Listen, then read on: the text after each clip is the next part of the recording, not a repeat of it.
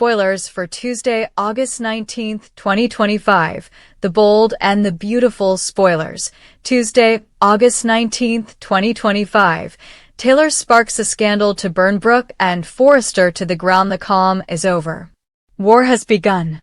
On Tuesday's explosive episode of The Bold and the Beautiful, Taylor Hayes steps out of the shadows and into the spotlight with a single mission: take back what she believes is rightfully hers, Ridge, her legacy, and her pride, by destroying the perfect image of Brooke and Eric once and for all.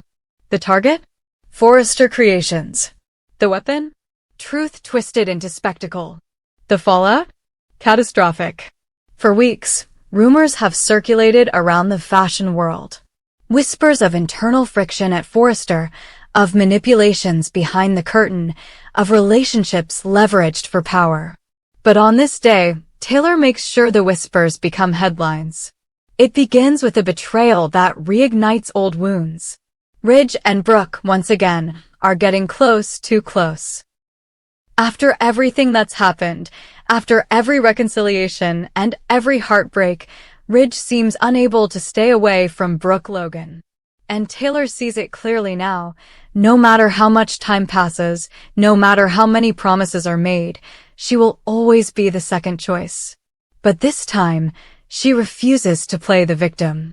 She traces it back to Eric, the patriarch, the puppet master, the man who claims neutrality but always tilts the scale for his golden girl, Brooke.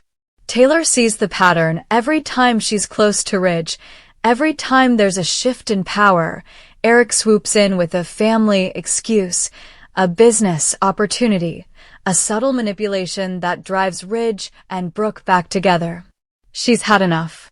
This isn't just about love anymore. It's about power. Taylor, a respected psychiatrist, a woman with grace and restraint, finally chooses to unleash everything she's been holding back. And she does it with precision. She uncovers something buried deep. A mistake, a cover-up, a decision made behind closed doors at Forrester that violates internal policy, maybe even industry regulations. It's something small but damaging, something that reveals Eric and Brooke aren't the icons of integrity they pretend to be. Taylor doesn't leak it to the press. She doesn't whisper it to allies. She does something far more devastating. She calls a press conference. The invitation is clean and professional. Dr. Taylor Hayes, speaking on transparency and accountability in the fashion industry, joined by select guests from Forrester Creations. Media outlets assume it's just another brand stunt or charity announcement. But behind closed doors, panic begins to spread at Forrester. Ridge gets wind of it too late. Eric brushes it off as a public therapy session. Brooke assumes it's personal. They all underestimate her. That's the fatal mistake. The day of the conference arrives. The room is filled with journalists, fashion bloggers, investors, and rival houses waiting to sniff weakness. Cameras roll. Microphones are on. Taylor walks out flawless, composed, the very picture of control. And then, she detonates the bomb. She begins with warm words. Forrester Creations has long stood as a beacon of style, elegance, and family unity, she says. But behind that shine, there are cracks. And as someone who once stood with this family, I feel a duty to speak the truth. The air tightens. Eyes widen. The press leans forward. I have recently come across information that Forrester Creations has knowingly bypassed internal compliance policies regarding employee representation and international labor sourcing. These were not oversights. These were decisions.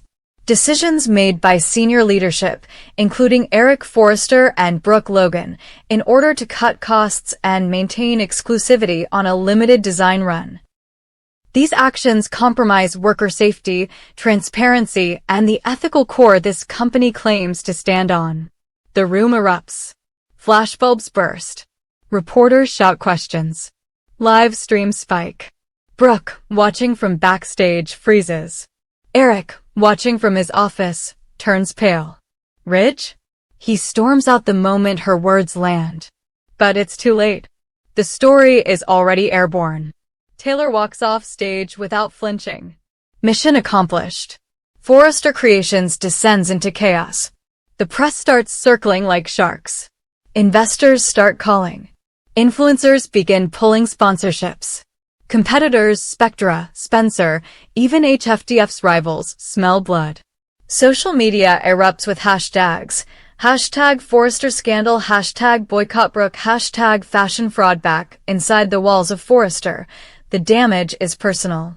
Eric is furious, but he can't deny the substance. The documents are real. The decisions were made quietly, yes, but not unlawfully. Still, it looks bad. Worse, Brooke is the face of the company. And now she's the face of the scandal. Brooke lashes out, accusing Taylor of sabotage, of manipulating data, of staging the whole thing for revenge. But Taylor doesn't back down. I didn't create the problem, she tells Ridge when he confronts her. I exposed it. Because this family has spent too long hiding behind designer gowns and empty promises. Maybe now the truth can breathe. Ridge is torn. The foundation he built his life on is cracking. His loyalty to Brooke is rattled. His respect for Eric is shaken. And his feelings for Taylor, they're resurfacing. Not out of pity, but out of something far more dangerous, admiration. Taylor didn't cry.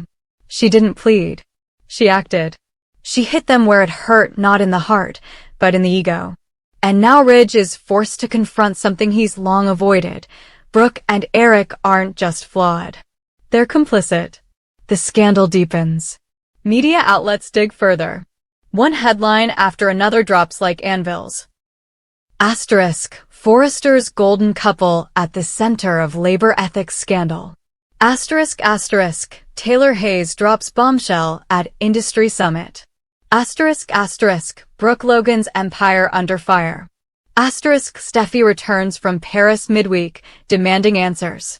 Thomas defends Taylor, arguing the company needed a wake-up call. Hope is caught in the middle, torn between loyalty to Brooke and fear for the future of HFDF. Even Donna starts questioning Eric's judgment, quietly wondering whether his loyalty to Brooke has blinded him. But the most shocking development? Sales drop.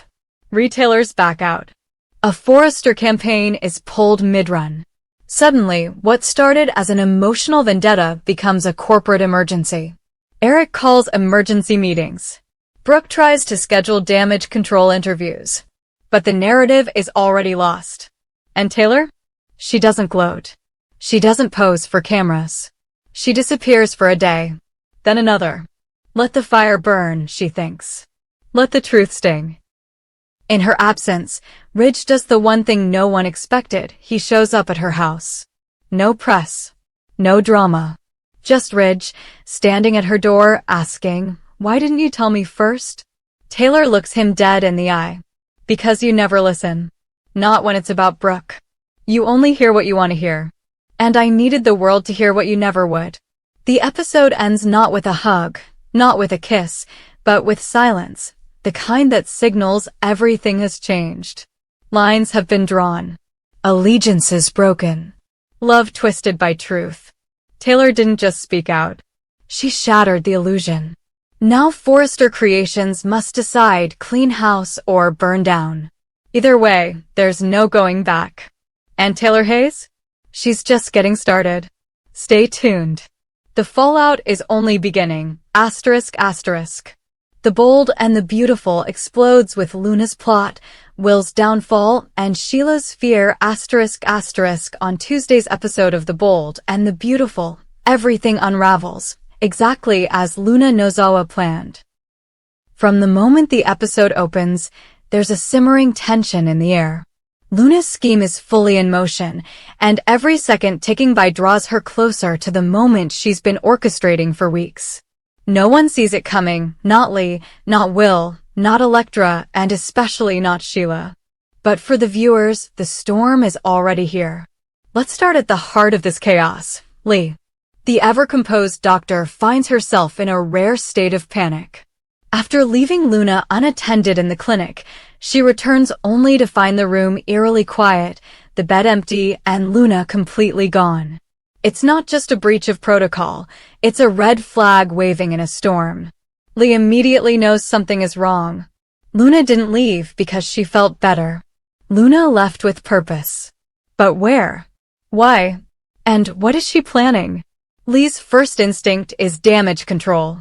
She checks every room, every hall, every camera she can access. Nothing. Her niece has vanished without a trace. Her next move? Sheila. Not because she trusts her, far from it. But Sheila is cunning and has ties to people who move in the shadows. Maybe, just maybe, Luna turned to her for help. When Lee calls Sheila, her voice is tight and sharp. Sheila answers, smug and disinterested at first, but that smugness fades fast. The second she hears Luna's missing, her expression shifts, not confused, not surprised, but terrified. Sheila tries to mask it, but it's clear. She knows something. Or at least, she suspects something that chills her to the bone. No, she says. Luna's not here. I haven't seen her. But she stammers. She's not lying well, and Lee knows it. Sheila's fear isn't for Luna. It's for what Luna might do.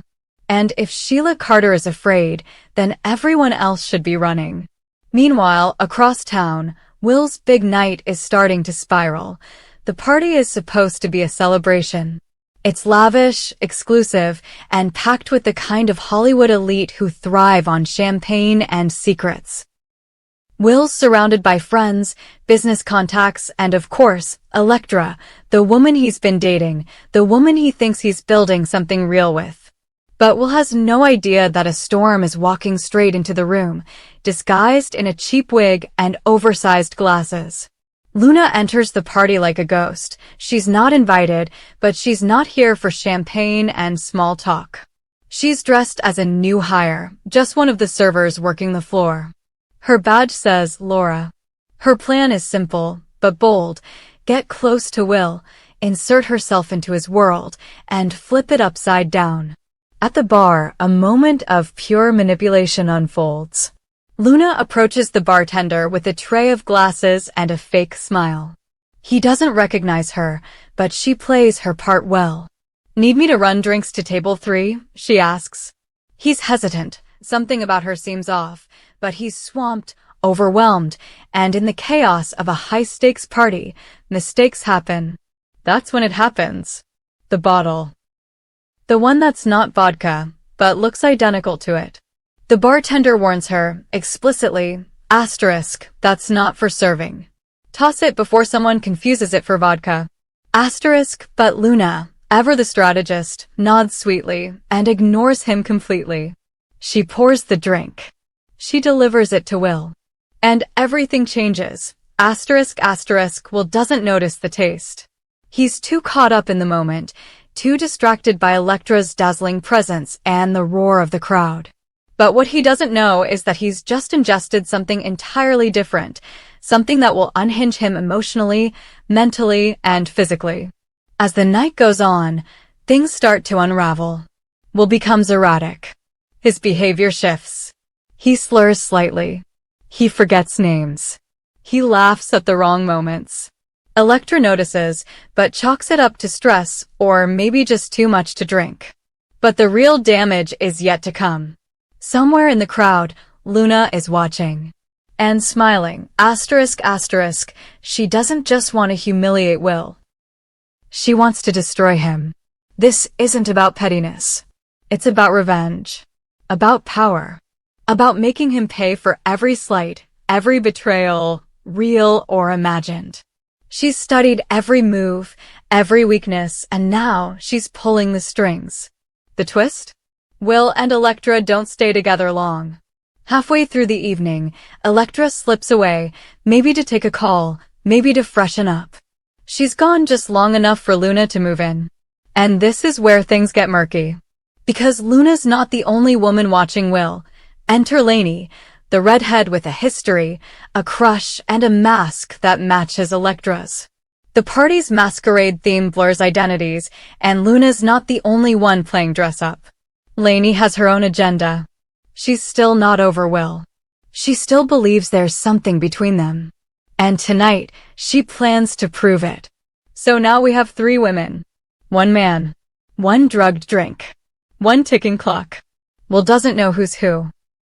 Under the lights, behind the masks, Luna could be Electra. Or Lainey. Or someone else entirely. And when he slips away from the party, staggering down a hallway with one of them, it's unclear who follows. Is it Electra? Is it Luna? Or is it Lainey? No one knows for sure. But by the time the camera cuts to the next scene, Will is waking up in a hotel room, alone, confused, and shirtless. His memory? Foggy at best. He remembers laughter, perfume, a kiss, but not a face. Not a name. Not a moment of clarity. And that's exactly how Luna wanted it. Back at the clinic, Leah's cracking. She's talking to a lawyer, scrambling for answers. If she harms someone, are we liable? She asks. Do I have the right to intervene? The lawyer offers no comfort. Legally, Luna is an adult. But mentally, emotionally, she's a live wire. And Lee knows this isn't just about responsibility. It's about guilt. About how she raised Luna. About what she ignored. About what she allowed to fester. And then there's Sheila, sitting in her dark apartment, holding her phone with shaking hands. She's staring at a photo, Luna as a child, smiling. Innocent. Happy. Sheila knows something she hasn't told anyone. Maybe something from the past. Maybe something that connects Luna to more than just the Nozawa name. Maybe something that could burn down more than one family tree. Because if Luna is doing this, if she's truly capable of this level of manipulation, then she didn't learn it on her own. Tuesday's episode of The Bold and the Beautiful isn't just about secrets. It's about exposure. About revenge served cold and calculated. About how far someone will go when they feel powerless, and what happens when they finally seize control. Asterisk asterisk by the end of the night, Will's world is hanging by a thread. Electra is furious, suspicious. She knows something happened, and she's not buying any excuses. Lainey is crying in a bathroom stall, mascara running, whispering, asterisk, he didn't even know it was me. Asterisk, and Luna? She's already gone. Back in her wig, out the side door, blending into the night. Victorious. For now. Because in the world of the bold and the beautiful, nothing stays buried. And as we head toward the next episode, there's one thing you can count on. Someone will talk. Someone will dig. Someone will figure it out. And when they do, the fallout will be explosive. Keep watching.